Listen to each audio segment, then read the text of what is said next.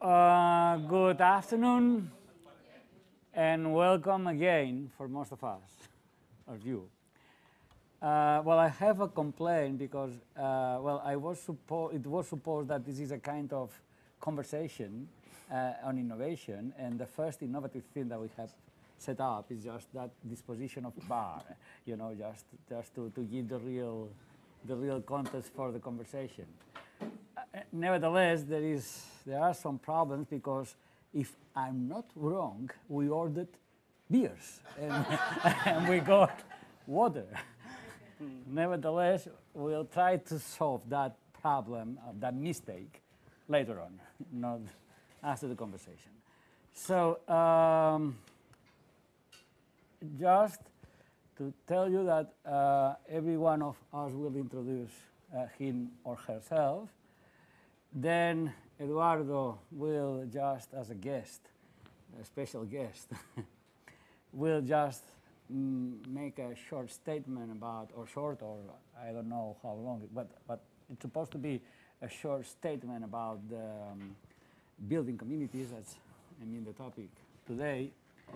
And then we will engage in a conversation, the three of us, with Eduardo, and obviously any of you, if you wish to make any question and to be part of that conversation, a deep part of that conversation, that you will be really most welcome.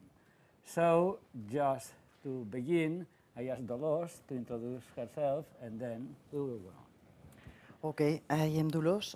Do you listen to me? Yes? Well, I am not used to speak English frequently, but they have forced me. They have convinced her, not forced. More or less. And so I'm sorry about my future mistakes. I am Dolores, as he has told to you. I am a blogger, basically, or the main thing I do every day is blogging about technology and education.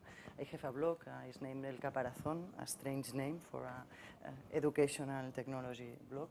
And I am teacher on several institutions around Spain, or sometimes also Latin America or Argentina or Panama, etc. And that's all. I think that it's. I do several things, a lot of things, and it would be difficult to tell you all of them. Thank you, Dolores. Okay. So I run the Center for Future Civic Media at MIT, something I founded about 3 years ago, because we were interested in the question of how the internet had been so successful in helping communities, online communities, people who have affinities or interests they share in common, people who want to get information about a particular topic. The internet's been incredibly successful for that. But it's been much less successful at the unit of actual geographic communities. So, a neighborhood, a town. We only have a few examples of where it's done well for that. And we're at a crisis in the United States because the former ways that communities inform themselves were largely newspapers.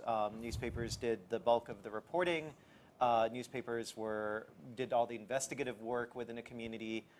Spoke truth to power. They're inscribed in our Constitution that it's necessary to have this sort of free press, but they're all dying financially, and nothing is taking the place yet. So we created the center as a way to start hypothesizing how we can take some of the principles from Web 2.0 and from the internet and make them actually work within real geographic communities.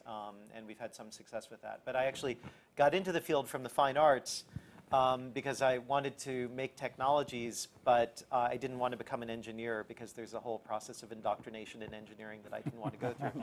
And the problem is for engineers, you want them to be absolutely accountable because you're in an elevator or you're crossing a bridge, and you want the engineer to have been really boring, not thinking about football or the springtime or anything like that.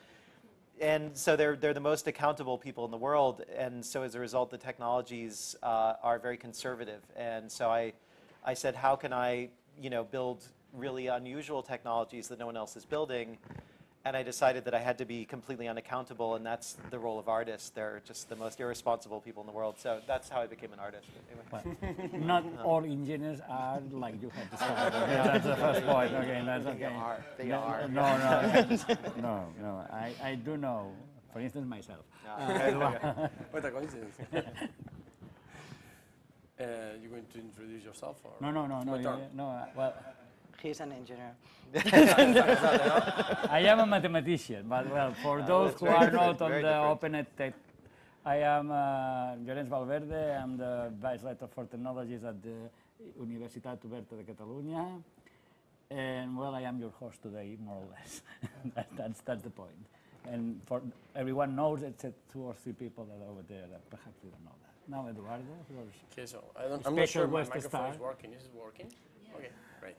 So my name is Eduardo Manchon. I'm a co-founder of Panoramio.com. That is, was a community, online community that we founded in 2005, me and a friend from the school, actually. And was sold to Google, was acquired by Google in 2 years later, almost. And previously, my background is in psychology, but I got involved in the online business through user interface design, usability issues, and then after I got related with many engineers, so we built a very productive relationship with the engineers, and then that ended up in Panoramio. And so I left Google in January this year, and nowadays I'm building a new community called Estar. That is a hyperlocal community where the idea is to share the knowledge, the oral knowledge you have about your own city. And they asked me to give a statement to start the conversation. I mean, I'm not a person of short words. I talk too much. So, way too much. Don't worry. And, so one of the points that we were talking about at the very beginning was about the difference between social networks and communities where you generate content.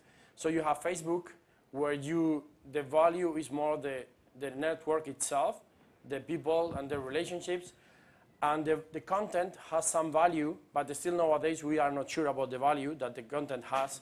I mean, conversation between friends, the things that people post in the wall at Facebook has not so much value nowadays. Maybe in the future will be a kind of Facebook rank, the same way like you have a page rank, but for the moment it's like almost useless. I know, I mean, we can discuss about that. That's why this is a statement, so we can.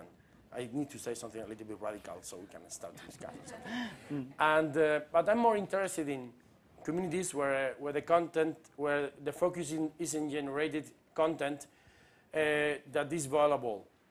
We built this community, Panoramio, and where the idea, I don't know how many of you are familiar with Panoramio.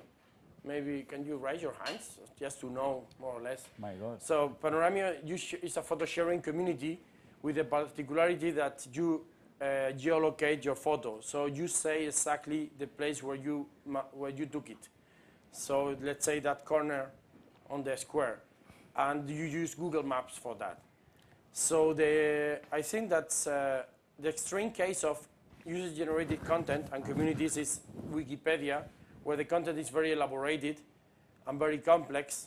Well, there are some crap in the Wikipedia too, but that's another matter. Or maybe it's something we can discuss about that. And Panoramio is a much simpler community, but it still has many issues because there are like the content not always is appropriated for Panoramio.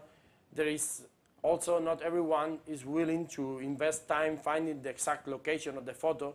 So they just take a photo of Sagrada Familia and they map it. They place it in the middle of Plaza Catalunya, that is 3 kilometers away.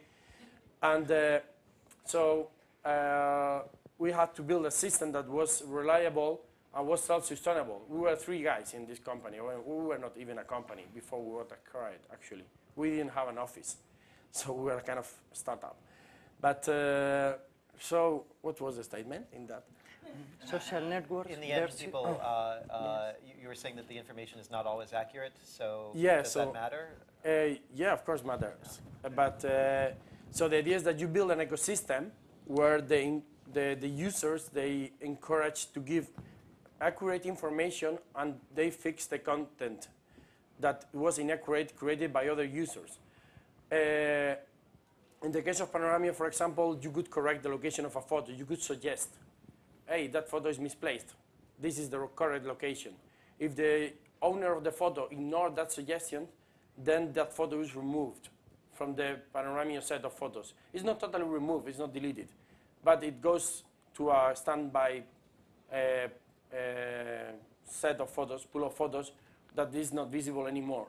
It goes to MySpace where no one will see it. So, so I think that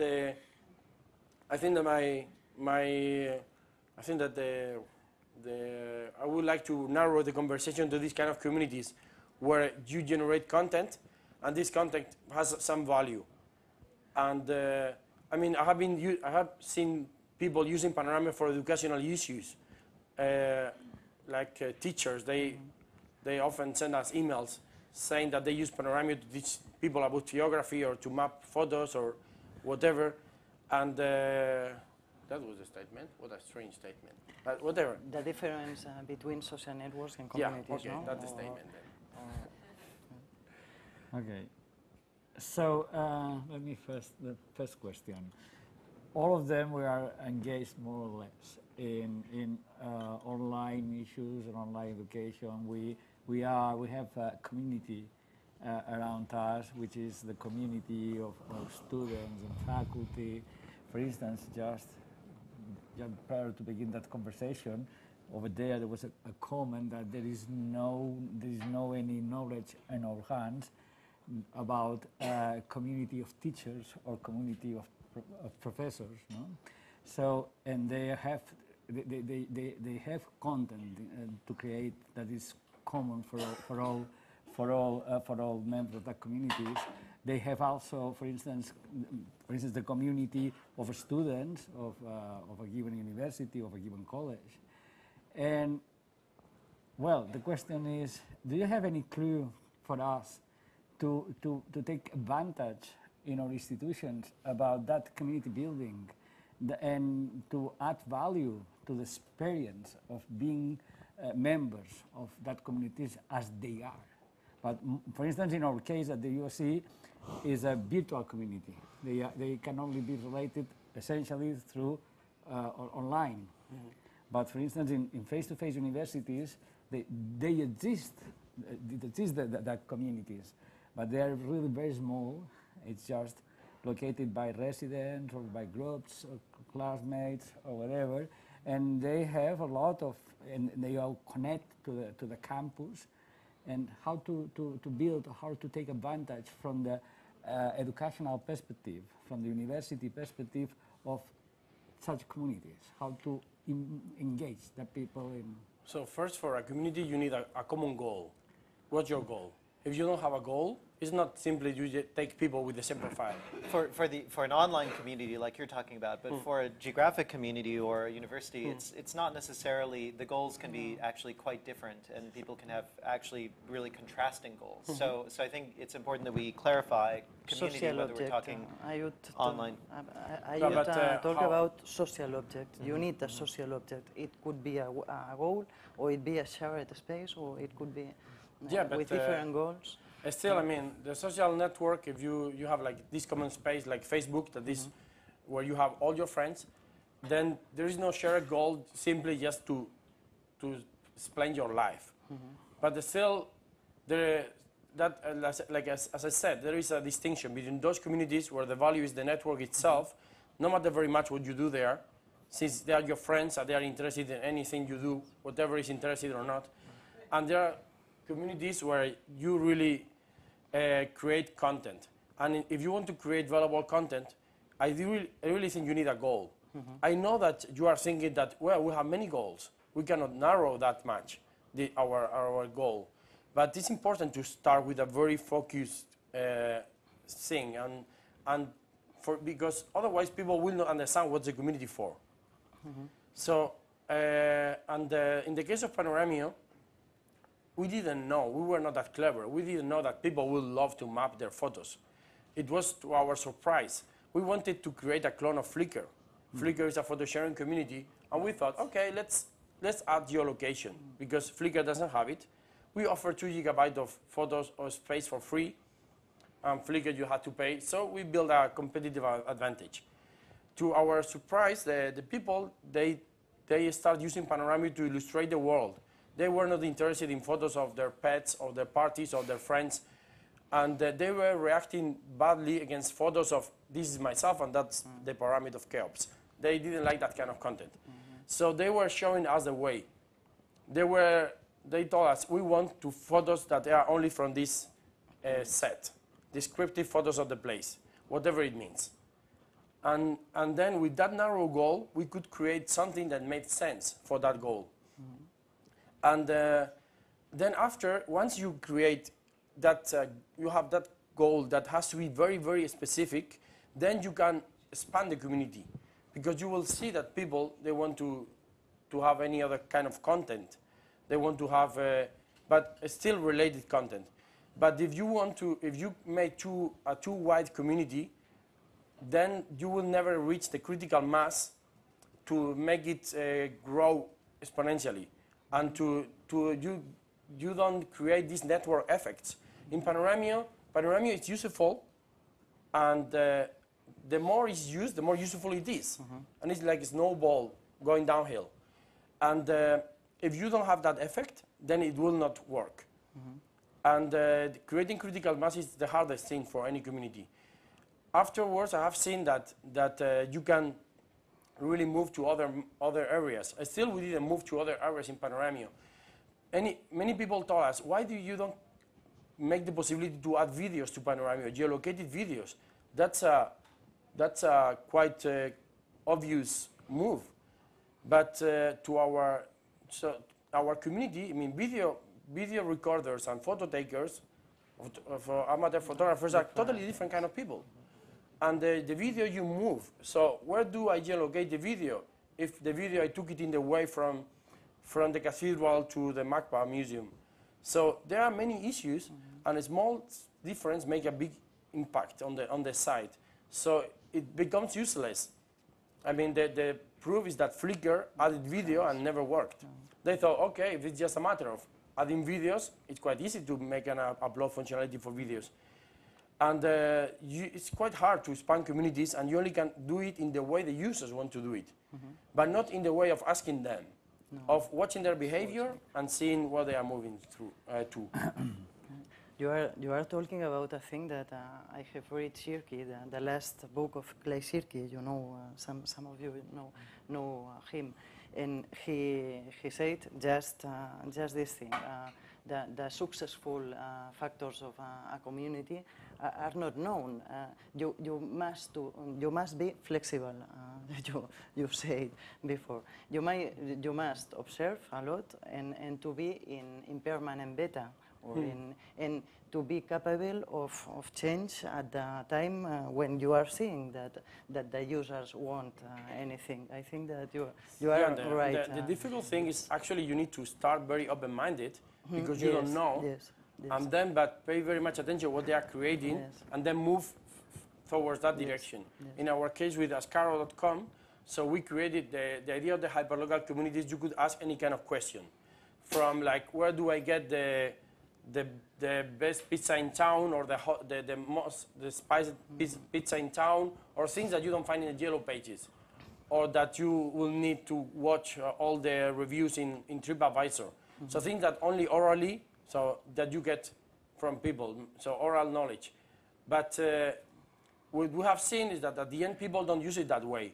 No one asks when are they going to finish the works in that park, or why the water of the city tastes badly, or any kind of citizen thing. We thought that, citizens exchanging information about the city will be cool. At the end, everyone asks about restaurants or services.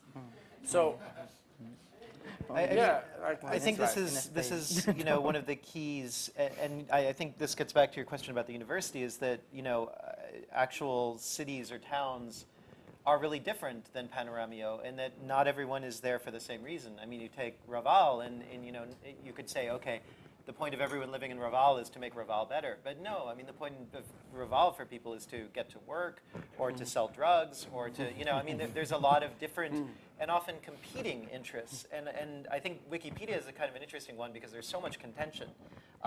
You know, I'm not sure if this happens in Panoramio, but I mean, I think something like 95% or something of the content in Wikipedia is not the definitions, it's the arguments that go behind the definition, and that's where all the content in Wikipedia is.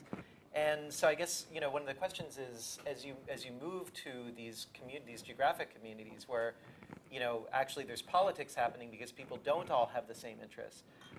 You know, do you have any insights into how to develop software that works in that kind of situation rather than a community of interest? Not really. If I knew that, I had fixed my problem with Ascaro. The problem right now is to develop critical mass. So, I mean, the way to get critical mass at the very beginning is very primitive still. It's like getting your friends to post content there, posting yourself content there. Of course, you don't try to spam or anything because that will be counterproductive. People is not stupid. They will realize in 5 seconds that it's fake content. And, but in still our point in Ascaro is like we have decided, okay, people is asking about services, and the answers, normally they forget the telephone number or they forget any very important information about the place. So let's add the API of Google Maps where you get the local results. So then automatically you just add the name of the place, you make the search, and then we add automatically the name of the place, the business, the map, everything perfect. Well, perfect. Not perfect because Google Maps doesn't work that perfectly, but it's not our fault. And we have seen that people answers. There are many insiders that they love to answer. I assume every one of you have a friend that knows everything about the city and loves to show that. Oh, I know this kind of guy. But people don't ask questions because they don't understand what they can ask. So, and since we were not giving very good feedback about that, about what they can ask, so we thought, you can ask everything. But what? Everything. That was not a clear message. No. You have to say, ask about something. Yes. Yes. And the content needs to be very clear. That's showing that. So, for example, in Panoramio, there were many accidents producing that effect that geolocated photos were important. For example, the first 500 photos uploaded to Panoramio were, of course, my photos. And I'm the kind of photographer that hates to take photos of people. Not I hate, this is simply I'm not good at taking those photos. I love photography, but I'm the kind of guy that when you show the photos to your mother, asks you, where are you? Where are you in the photos? Mom, I'm taking the photo. I can't be in the photo. And, but then those photos, just by chance, they were giving a reference to the visitors. So they were imitating that, among other factors. I'm not saying that I'm the only responsible for that just by that reason. But so how you get people to start doing exactly something, it's quite hard, but it's like about showing content that is very clear and making the process of contributing extremely easy and focused, and that you think it will not be worthless. For being more specific, you need to give me a case. I can be more specific. One of the things you mentioned, go ahead. No, I was just trying to sum it up. So, till now, what just the 2 points. One is that Panoramia is the right answer to a wrong question, isn't it? You said that. What's the wrong question? Well, which was your first goal? Yeah. That's the wrong question, and Panoramio it became the right. And the other important thing to my goals is that in order to build a community, you have to set only one clear goal. That's it. And that's... Yeah, that I will definitely simplify my long conversation with that word. No, well, I was trying to just to take in... Well, so that leads to my question to you, which was, do you see a university as having one clear goal in the same level that he was talking about Panoramio? Obviously no. That's the main issue, but not, I mean, that you may found as it happens in real life. The people that have take the same course, they may have the same goal. People that are in the same college or in the same faculty, in the same studies, they may share goals or a goal. People at university, they maybe share a goal, but it's really very difficult to think of a goal that is common to everyone. Well, perhaps the goal is just to get an accreditation, to get a diploma, and that's it. But you know, that's what's the answer or the point by Eduardo lets me that I'm able to think of common problems. Otherwise, common goals to build up different communities or sub-communities of the given community in a given university, not related by courses, not related by studies or by the diploma, but related perhaps through common situations they have to face. For instance, I'm thinking especially in one of the situations that we have right now at the UOC. For instance, that's the way in which content and user generated content may help to build that community. Because, for instance, I had that problem. For instance, with my inscription at the university, I got that problem. So perhaps to offer a community-like site for the students in which those who had the problem may answer, and those who, you know, that's fits itself. Yes. That's the one of the ideas I was thinking through the building of communities, but it was very. But what was the problem exactly? Well, I didn't understand it. No. The problem is how to use. Well, the problem has to use the capabilities of a community to help to build a community, or to help or to use that community, capabilities by the users, by the students or the members of the community, big communities like students of a given university. That's, for instance. Well, there is a famous community in Spain about El Rincón del Vago. Yeah, the lazy corner. It's called. It's like where you share your notes or examinations or anything. No, I know that, and now he's. So I mean, you have a very clear reference about what people like. The news yesterday was it has been bought by Orange, and he has also by a telecom company, and also they have moved to Facebook. That's the news yesterday. Yes. It was a question maybe over there. Yes. No, more just a comment to debate in defense of geography and place. I think it is true that students go to university to go to a city or a town to be there, and they go to be with the people that are there, and that can't be discounted.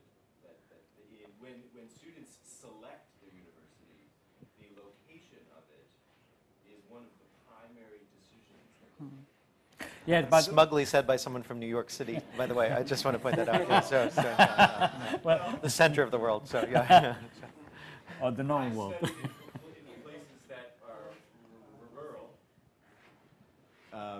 And so it's not that I've existed solely there, and I've also I was kidding. Had to be said, but the sense of place is itself a narrative. And so I think what is not in the conversation yet is there are two things that all humans relate to, and that is stories. And I think the second thing is that all humans relate to are games.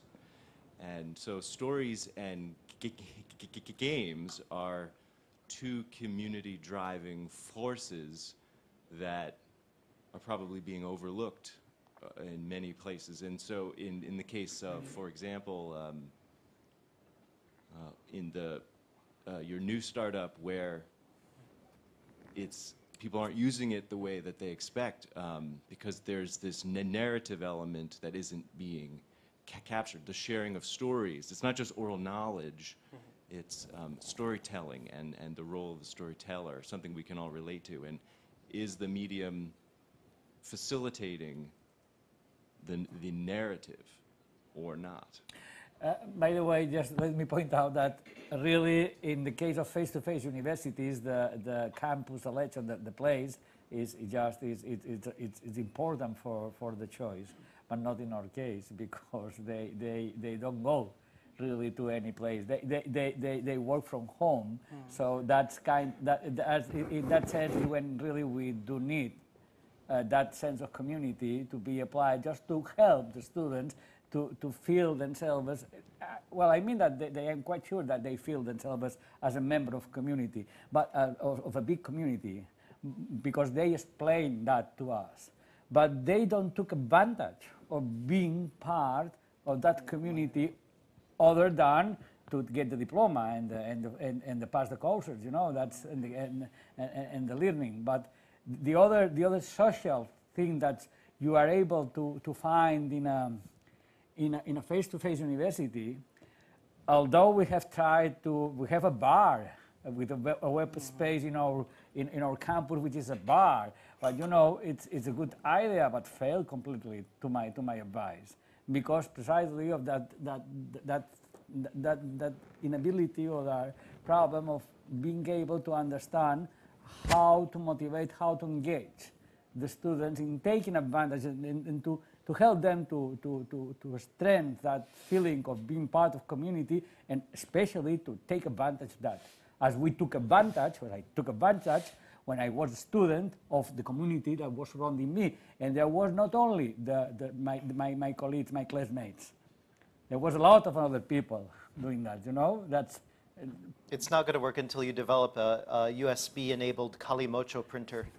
You know, so, yeah. But something. Excuse me, yeah. there is another hand raised Hi. there. I agree with Eduardo with one goal. It's easy for people to understand what's going on. And in the university, I have been a student of the Open University here in Catalonia, and there are too many choices. I mean, you need to do a lot of work yourself to understand the thing. That's the problem. There are so many possibilities, so much things to do, so much people to connect. So at the end, it's the paradox of choice. Mm-hmm. You are stuck there because you don't know what to do next. There are a lot of things to do. Thank you. Yo Bueno, si me dejáis solo en español, porque si no, de verdad que me va a costar mucho expresarlo, pero si me dejáis solo un inciso en español. A ver, yo sinceramente llevo No, nadie está usando la traducción. ¿Nadie qué? ¿No os enteráis de nada? No me lo puedo creer. No. ¿Sí? ¿En serio? Bueno, no me hagáis esto. Bueno, vale, pues lo intento. Yes, that's right. No, I am also a psychologist, and I think I am also a psychologist, and I assessorate continuously to several kind of communities. This is the main point. I cannot. What is the main thing? What is the main thing that makes the people participate in a community? I don't know. Every community is different. You can go to a university because the place is beautiful. Barcelona, wow. I am cosmopolitan if I go to Barcelona. Or I could go to... And not a New York. And not a New York, no. I am very local, I am Spanish. No. David? But it is very difficult to... The successful factors of Panoramio has been that it only have one goal. But I think that every community, you must to make a DAFO analysis, instead analysis of the opportunities, to analyze what drives makes participate people. There are not exact formulas. I spoke about flexibility in this sense. You must to observe Twitter is the great surprise of the 2.0 web. What is the main clue of exit clue of Twitter? Yeah, I think actually it's a mistake to say that Panoramio or Twitter have a goal. It's that they have a facility. They enable a certain kind of thing, and then you know, people approach it. Even yourself, you said, well, teachers are using it and people are using it for, you know, in the end, it provides a facility, and people have many different goals as they come to it, but they figure out a way to adapt their goals to the facility that it offers. But I had a slightly different question, which is earlier you said that actually in Panoramio, most of the work is done by 2% of the people. You know, there's this very big difference in most Web 2.0 environments, and you know, it's a goal for some, like some of my students found at a site called Instructables. They found that their percentage was something like 12%, which is very, very high. You know, but and they wanted to build that even further because in their case, they're also creating an educational function. But I guess that's my point, is that when you're talking about education, how do you translate that 2% of active use in a community, in an online community? What does that mean when you're actually talking about the uses being education? What do you think happens to the 98% who are using it without actually actively contributing? What do they get out of it? Well, that's the thing I still don't agree with, that people doesn't share a goal. Maybe I didn't explain it properly. The thing is, when you are building a community, you are not building something for the masses. Masses are probably watching it, but they are not creating content, and they will never. That when they say like the power of crowds, like people, thousands of people are generating content, or millions, no? Or you think you just added an edit link or like any kind of comment, this blah blah blah, and people will like massively do it. That will never happen. It's a very few amount of people, the ones that are contributing, and most of the people, they are just watching, and by watching, it's well, in Panoramio they are watching photos all around the world. They travel virtually. They explore the place where they are going to travel, and they see the world through the eyes of other people, and they don't really they don't only watch the typical photos from a catalog or from a postcard that they look everywhere, looks perfectly. Even a crappy place looks perfectly in the catalog. In Panoramio, you really see the place. That is true that those people watching content, they have many different shared goals. I suppose in education, for educational purposes, will be the same, or with the Wikipedia. The goals is, for the viewers, for the users of that content is different. But the producers of that content, the ones that they are the key factor in creating that community, they have a very simple, unique goal. And that goal needs to be extremely clear, and most of the tools you are going to create, most of the features are created for those people only. So, of course, you have more viewers than creators, than contributors. But you need to focus your interface in the creators. And you typically have very nerdy functionalities that you think, who is going to use that? Oh, okay, those people, great. And then the mistake in many communities are that they build the perfect community from day zero. Like you said, with too many options. Let's talk about the most simple community ever, a forum. You start a forum, you start PHP, or whatever technology you want, and then you decide to create how many forums? Okay, it's empty. So, okay, my community is about education, or okay, let's say about cars, no, or whatever. And then you say, okay, one is about, one is for teachers, one is for students, one is for every course, one is for cars, one is for every brand. And then at the end, imagine you are going to get the first month 100 contributions.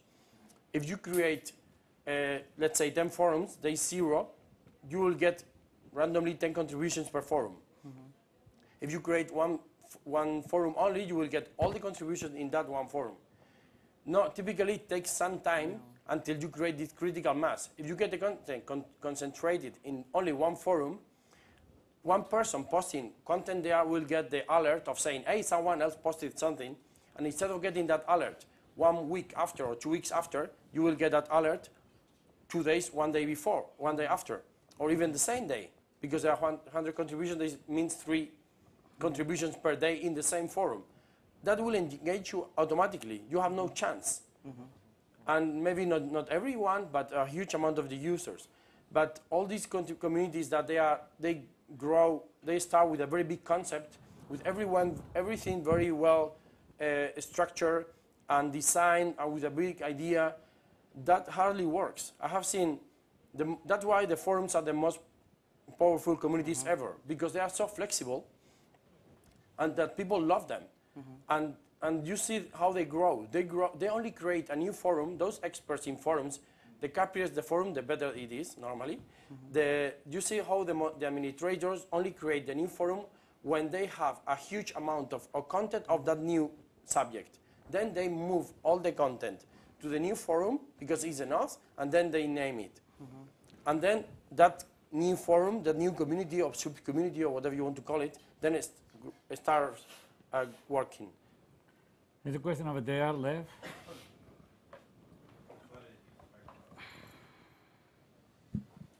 So it seems to me that we're talking in very general terms about community. And I want to try to begin to focus on different kinds of communities. And indeed, there are thousands of online university communities focused on trying to build communities of scholarly communities, of like interests, all over the place. And so I think what we're trying to do is talk about something that's different. We have situational communities, and we have intentional communities. And I think the conversation is moving to a conversation about how do we build and sustain intentional communities. And it seems to me that some of the elements I've heard already, but maybe I'll add to. One important piece is to have the right incentives and motivations. It seems to me that there's two other components that I've heard, I think, in the conversation so far. There are two other dimensions, I think, that are quite important, and I think all successful, certainly communities, sustainable communities, have additional pieces and parts. One is, and you just mentioned it, but it's been on my mind for the last half hour, has to do with facilitation, and believe it or not, all learning of all sorts significantly depends on facilitation. You called it moderation, but that's what we're talking about. It's a form of facilitation, and anyone who has run online experiences time and again, very little of it is organic at the beginning. And it certainly takes this kind of critical mass. The other piece is that when you look at the success of your first company and many, many other companies that have, quote unquote, moved from situational communities to intentional communities, is you also figured out, maybe not deliberately, but it happens that you figured out how to create, how to position a business case. In your case, it was not only a community of people doing photography and geolocation, but also giving away a significant amount of storage, which represented certainly a differentiation at the time. I think we in the education community have not thought very much about what are the differentiated business case opportunities which will layer on top of intentionality, motivation, and facilitation. And I think that so far has been one of the most important things for us that we've not done, and I think it's something we need to be thinking about. What will bring people back time and time again? I think we have to be thinking about things like storage, or thinking about things like experience, things that are perhaps more material than most of us in education like to think about. Thank you, Lev. Well, I'm not an expert in education, so I don't know exactly which advantages you can give. For sure, there are like some clear advantages, like storage. Honestly, I think that that advantage in Panoramio didn't work very well. We thought it was a great idea to give 2 GB storage for free, but people care more about the non-physical rewards, like they saw their photos published in Google Earth, they saw their photos everywhere in Google Maps, in Street View, and they got very happy with that. If you give visibility to content, they will keep contributing. And so how you can, let's try to build a case. Imagine like a crazy idea. Imagine that you have a course at the university, and there are like some things that every single student has a trouble understanding. Typically, yeah, you have a teacher, and maybe it's a good teacher, but that concept needs more time or whatever, and or the teacher has no time for explaining to every single student. Imagine a student giving a simple, short video explanation about that concept, because he understood it, and you use that video to complement the lectures. I don't know, maybe it's a crazy idea. I really don't know if that will work. Khan just got a chunk of $2 million from Google to do many more of those. Right? Sorry? No, it's not crazy at all. I'm saying it's an idea that somebody has monetized. Yeah. It's $2 million. Yes, $2 million. Yeah, you're a little late, but Well, no, but I mean, the thing is that you have YouTube. You have YouTube that is very generic, and there are like hundreds of clones of YouTube, very focused in something. There are like people saying, "Oh, you made Panoramio. It's yet another photo sharing community," and it's like, "Oh, you wrote yet another text site. You have text in your website." I mean, there are like many niches where you can focus your community. So, of course, videos. There is YouTube with this, like every single video is there. But I have seen many small websites, relatively small, with a focus in their videos. Some they teach about how to cook. Some they explain you how to do some stuff. I mean, always people say that in YouTube there is not a single homemade, not a single good video, except for the ones copied from any TV show or anything. The community for good video content normally is Vimeo. So I mean, or others, but they really have good content created by users. I don't say that YouTube has no value. Of course, I love YouTube. I watch all the time YouTube, but there are like that point that I have to insist again: the focus of the community. If you give a clear focus and you give that content after a visibility, and your website, you have like huge websites where the students they need to interact. It will be relatively easy to give visibility to user-generated content. Everyone would love to be very visible there. I don't know how that fits with the traditional hierarchy, teacher, student, or like why that student. I hate that student. I always recording that video, explaining everything. He thinks he's the most clever one. I want to kill him. This kind of behavior, but that's also part of the community. Normally, noise helps communities. When there is trouble, it helps me a little bit. Of course, I need to have the trouble under control. But any kind of a stupid discussion, it helps the community. It gets people involved, of course, until a certain limit. But typically in Panoramio, we get photos from the border between North Korea and Korea, and people is claiming that tree in that corner belongs to North Korea or South Korea, or that tiny island in the Pacific belongs to Vietnam and not to Japan, and anything of that. And then and then everyone in Japan is totally outraged and sends thousands of emails to people in Japan saying, "Look at that photo, says that tiny island is not ours." And then they all come and, well, it's a kind of stupid example. But this is how communities work. It's like a small society. And then it's like, we didn't do it in purpose. It just simply happens. And you should not try to keep the community totally clean. You need some noise. You need also some human touch. And that's... There is another hand raised over there, another one over there. I don't know if it's really related with what we are talking about now, but I think there are a lot of business cases inside the university. I work for a learning consultancy, so I'm used to work with organizations, not inside the university. But usually the teachers don't have the knowledge on how to use all the tools they have. It could be not only the tools for the course itself, like forums or wikis or whatever, but also social tools. So how they are going to use the community if they are not used for themselves, for their own use, or they don't like to tweet, or they are not in any community, so they don't see any advantage of that. How we could help to these teachers to really understand what's going on. And other business cases could be related with the things that going on with the students. I mean, I'm a mom, I'm studying, so when I have to study, I would like to have information about babysitting or whatever. So maybe there are different situations inside the university that could be looked at to understand, to find when to create one goal communities. Just a moment, then let's, Vijay. Wait for the micro, please. I have two questions. of different kinds. One is when you said that it's very,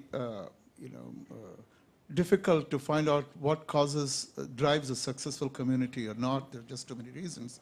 I was thinking of the opposite. What do we know about communities that don't succeed? From the point of view of persistence and stuff, not just thing. That was one thing. The other thing, I was listing all these kinds of niche communities, etc. Part of me, and we have seen some evidence of this, which is that the communities of interest will overlap in something, in many cases. And I was wondering, is there any work in terms of design? And I don't really know how to ask this question well, so forgive me. But is there any way in the technical design of these platforms that anticipates the fact that there is going to be intersection and overlap between these communities and not just leave it for out-of-band agreements, like Facebook with this or Facebook with Twitter? So do people think about the fact that as they generate platforms for generating communities, that there is going to be downstream overlapping communities, who do not want to just operate through out-of-band agreements? So the two first questions. Part of the question. Well, there's first question over there, then please.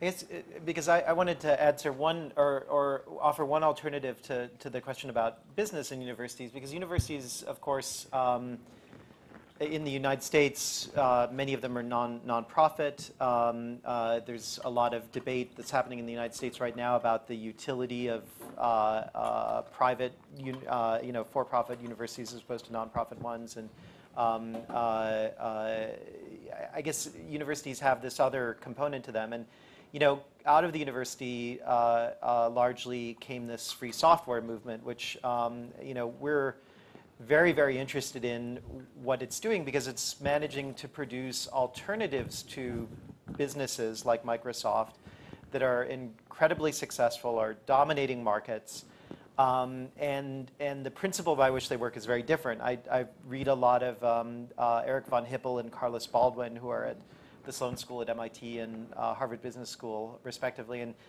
they are making this argument that we, from a couple centuries ago, started the use of businesses because they were able to produce complicated designs in environments where communications were relatively expensive.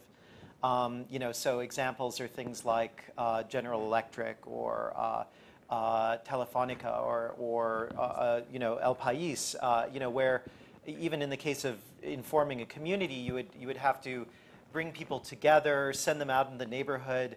Because communication costs were high, you would then bring them back and then produce this document which you would then disseminate to everyone.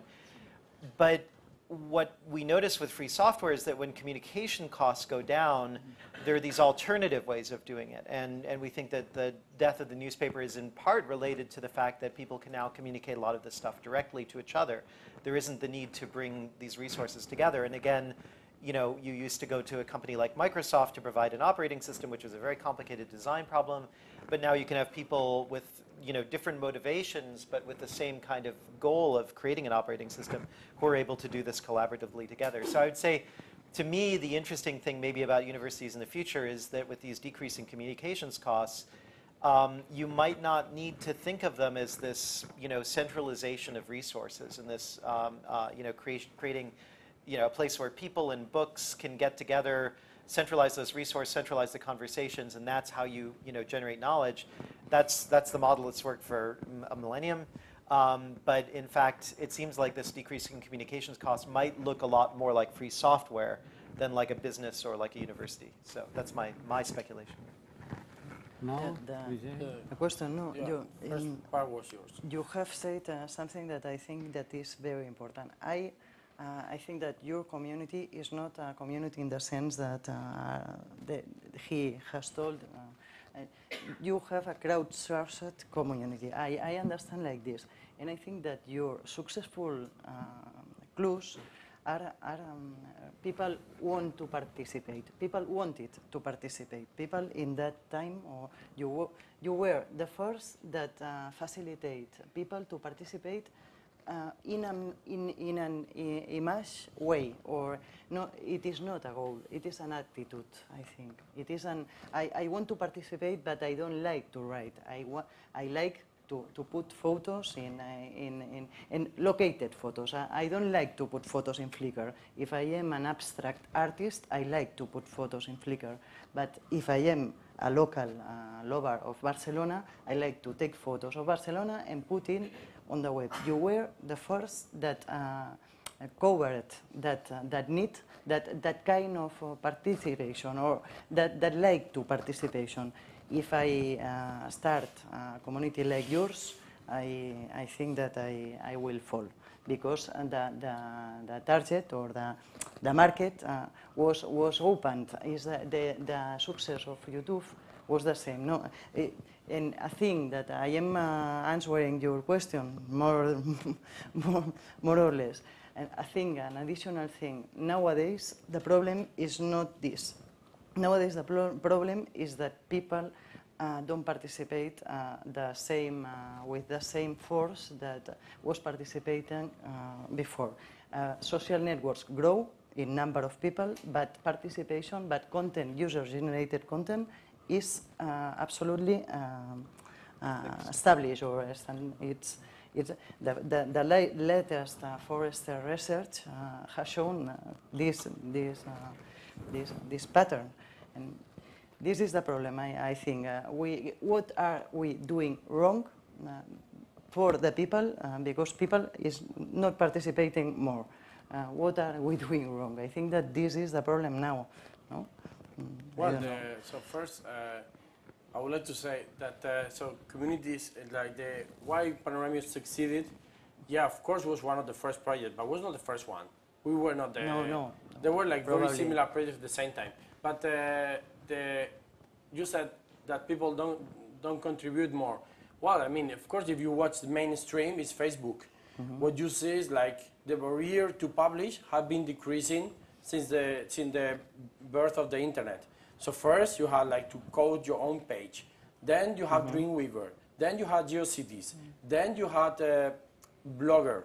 Maybe I'm jumping over someone, but and then you had after Blogger. So you are like, first you need to be a nerd, then you need to be like someone that at least could use Word. Yes. Then you need to be someone that at least had something long to say, because in Blogger doesn't look good to have something short. But so then the barrier goes down, and then of course the amount of people increases, and the amount of content decreases. Mm-hmm. But I don't think that you can really say that the amount of people, it's I don't know. I think the amount of people contributing, it's always small, and it's such a small set of people that you can really make Forrester study or something like that about them. Or maybe you can, but then you need to focus in Wikipedia contributors only, because they are such a teeny community. In Panoramio, it's like they in Hungary, they have a strong community. Last thing they did in August, they rented a castle. They had a party. They displayed the photos. They made glasses with Panoramio logo printed in the glasses. We didn't organize anything. They told us, you are invited to come. And it's like, are they crazy? It's like, well, it's I don't know why they do that, but there are very few amount of people, and I don't think unless you make a study over them, that they are the real contributors in Hungary, and they know each other, and they have interaction in the forum, and then you ask someone, and she tells you, oh, I know he's in vacation, oh, he's in the hospital. They know everything about each other's life through this Panoramio contact. But that was it would have been great if the Flickr people had attacked the castle. But what I wanted to say is that, for example, I think that someone could create right now a community about only sunsets, geolocated sunsets. People love sunsets. Yes. And you could be successful if you could narrow the community and in a perfect way, like because red sunsets, yellow sunsets, blue sunsets, I don't know. I think by algorithm that would be because it's easier to catch a sunset at the sunrise. Yes. So, and I think that it will be possible. There'd probably be a lot of lawsuits from blinded people who, yeah, probably. Well, that's not the US, but so I don't really think it's that people is contributing less. I think was it VJ? Yeah, I think one of the interesting things. So one of my colleagues, Mitch Resnick, who you probably know, has this children's multimedia programming language called Scratch, which recently, a couple months ago, passed the 1 millionth contribution. And he has a graduate student named Carlos Monroy Hernandez, who's very interested in how to create a Scratch community. And one of the things that they named it Scratch after, DJ kind of hip-hop scratching, where you take someone else's record, usually Chic, and you make a song out of it. And so it's about kind of reuse and reappropriation. And as they created the community, they wanted to instill not just how do you program and how do you program multimedia, but how do you do free software techniques of sharing and collaborating and incrementally building knowledge and ability. And so what they do is they can do these.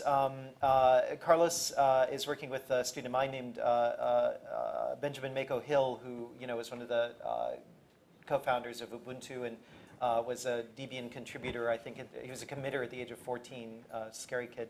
And so what they did is they started tweaking the interface in real time, which of course is something that Google and some of these big companies can do, where you can tweak something for 10 minutes and get statistically massive samples and just see what happens if you shift this over here, shift this over there. I think that's actually one of the really exciting things about this moment is when you have a bigger community, you can start actually doing quantitative analysis of what changes in the interface make. And so they're tweaking in this case they're tweaking the. You talked about people like to get credit, and this is, since Eric Raymond, this is one of the big arguments for open source free software is why do people do it? Because they're not being paid, and it's not particularly cool. And Eric Raymond had the hypothesis that if you give people credit, they'll do it more. And so they started looking at this. And in fact, what was really interesting is that giving people credit doesn't make you participate more, but it actually makes you more likely to use someone else's work if you can credit them. And this might only be true for kids who still have a sense of justice and fairness, but it was very, very interesting because the moment you make it harder for them to credit successive people who they borrowed and remixed from, they stop borrowing. But the moment you allow them to give credit, they do. So I think the overall interesting thing, though, is how you can just kind of do this immediate research. And you talked about that noise. In this case, I think what you're kind of doing is you're producing noise, feeding noise into the system to see what happens and how it resonates. Okay, it's 8:10, so it's time for final remarks, statements. Only a little thing. I think that you have told us a clue that the sense of participation that is numerical, is statistical, or is truth. Maybe not on Panoramio, fortunately for you, but it's the general trend. But you have said a clue. I think that another clue is that people is not educated to participate, and people that has arrived later is the people that the older people probably, or the people that didn't was catched by the internet before because they are not educated to participate. Instead, you lower the barrier, or instead you make it easy. It's people that has not been educated, and we aren't educating children to participate yet, but it is a real problem because people could do all these kind of silly things. I'm sorry to contradict you again, but you know what's the average age of Panoramio top contributors? Are like 55, 60? No, I'm not talking. It's like no. To our surprise, in all these meetings, it's people 55, 60. No, but I am not talking about. But it's only a possible. Really, yes, but my mother can't put a photo in Panoramio. And no, but the later social network users are people like my mother. No, it's not. I have an experiment. I made an experiment in my class in Mallorca before Facebook. And I have to say that it was a course that was most in face-to-face, but they have also a website. And in the website, the only thing that was available for the students was not materials, not content, but a forum in which they had to participate. So, to my surprise, it's really very difficult to get the students to participate in classroom, face-to-face, but I had to stop the forum during holidays, and then because I was not able to follow. It was the last time I ran that course was just the year before to going to the EOC. That's 6 years ago, 5 years ago, 6 years ago, and the amount of message at the forum at the end of the course was more than 9,000. It means that more than 300 per week. And well, there was a lot of students, but you know that's really very difficult just to follow that kind of thing. And then if you try to do the same, for instance, to get the students to raise their hand, even that is really impossible at class, you know. But they will show up at the forum. So and they were not Facebook generation because it was before Facebook. You know, that's okay. It depends. It is many factors on that. It's not age, not Facebook generation, but I don't know why the Chinese they have just to raise their hands. Vale. La cuenta. Okay, that's you. Another and. No, I mean, maybe just to say that social networks or community generating is just starting, and it will change when the user base grows, and I don't know where will that come and will that arrive or anything, but I think it's still early to make conclusions, and you just need to try to play, to try to build one, to learn is the best way. To make a very short summary, the first one was wrong question, right answer. The second one was just a goal. And the third one is forget about the crowds, the power of the crowds. That's it? Yeah. Okay, thank you very much.